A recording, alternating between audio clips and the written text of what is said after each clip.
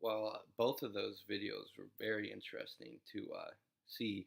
I mean, I knew soccer fans, around the globe, especially in England, are just nuts. But all over Europe, they definitely were taking it really far there, and it was kind of interesting to see them kind of go through the streets and look for people to take out. And then, of course, the Malice at the Palace, that is very famous, and also um, really was, I think, probably the darkest day in NBA history. A lot of people have said that, and it's hard to deny that. I mean, if Jermaine O'Neal had landed a punch, I think that fan would have died. Um, just incredible that it started. Of course, it was Artest. That's just how he is. But makes sense that starts with him. But I mean, the question of what a sports fan means is very interesting, and it kind of packs a lot because there's so many degrees of sports fans. You have the hooligans. I mean, that was one of the most extreme sports fans. And then you have, lesser people who just kind of take it for what it is and can put it into perspective, which is huge because, again, it really doesn't affect their lives. But these people kind of let it consume everything. And they were saying themselves they don't even care about the football matches as much as the fights in the streets, which, I mean, we're going beyond being sports fans at that point. I mean, they were just trying to take out frustration on other people without any trouble, and they just want the cops to leave them alone. But I mean, those are that's the most extreme. And then, I mean, a sports fan really is just someone who does care about sports. Now, obviously, there's different degrees to it, but anyone who cares about sports, anyone who actually follows it, not just a bandwagon fan, not just someone who kind of comes in and out of when they want to follow it or they just watch certain games. I mean, that's a very mild sports fan, but they're not actual sports fans. I mean, it's easy to say it's someone who likes sports, but it goes beyond that. I mean, it's everyone can like sports for a certain amount of time. It's just a matter of, you know, what's the degree of it. And another thing, definitely, there's different fan bases for sure. And what makes a fan base good or bad is definitely opinionated, I think, for sure.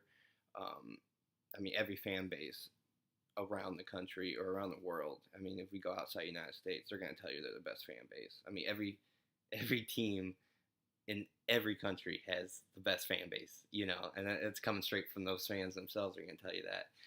But I think what makes fan base good or bad is one, do they show up? I mean, does the team have good attendance? You cannot say you're a good fan base if you don't you sell out a lot. And I mean, because bottom line, you're going to get to this stadium or not if you're an actual fan base. So I definitely would point to Florida fans as not being too good. They're kind of notorious for not really caring. I mean, no one shows up to Marlins games. It's just, I mean, a lot of it is just people who move to Florida after retirement. They don't actually have any attachment to those teams in Florida. So those aren't Florida sports fans. I mean, every fan base is annoying and tells you they're the best. I mean, I'm a Chicago fan, so obviously Chicago fans are the best fans out there. But some fans go more annoying with that, and they go kind of more in depth with that. I mean, Philadelphia fans come to my head. I mean, they're just, I don't know.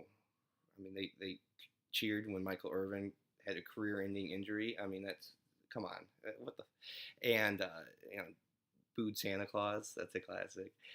But good fan bases are people. I mean, team fan bases that support their teams no matter the outcome. I mean, obviously the fans have no control over the outcome, but what I do think, if they just keep supporting them in a good way. Now, we go to the hooligans, and in England and Sweden, and it's just, I mean, yeah, they're passionate, but I think that goes beyond being a good sports fan. It goes, I mean, like I said earlier, we're just trying to hurt people.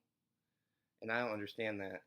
And I think we don't see that. And now in America, we do have crazy sports fans. Don't get me wrong. I mean, there's fans that beat up other fans at football games every Sunday, in football season. We saw it the Malice at the Palace. I mean, people yelling onto the field and stadium and trying to insult players. I mean, that's that's a bad move. That can only lead to bad things, and that itself qualifies you as a bad sports fan. Because to be a good sports fan, you have to be a good person first. I feel like, but we don't see all that. I mean, we don't. We definitely don't have people marching through the streets trying to find another gang that supports the other team and just want and beat them up and get them to the ground. And, I mean, we don't have people training, all throughout the year so they can beat up other fans. I mean, maybe we do, but um, we don't see that on such a widespread scale. Simply because I think for the most part we don't have the same attachment as those European football clubs do. I mean, those clubs go back forever, and it's well known around the world too that soccer fans really really take it seriously. And again, I'm not saying that Americans don't take their sports as seriously. We definitely don't take soccer as seriously as that. But I mean, football fans, basketball fans, I mean, even baseball fans go nuts sometimes. And really, um, I think it just goes down to the culture that has been put into place here. The culture of the hooligans has been set in stone for years in Europe, and I think it'll continue that way, just like the video said.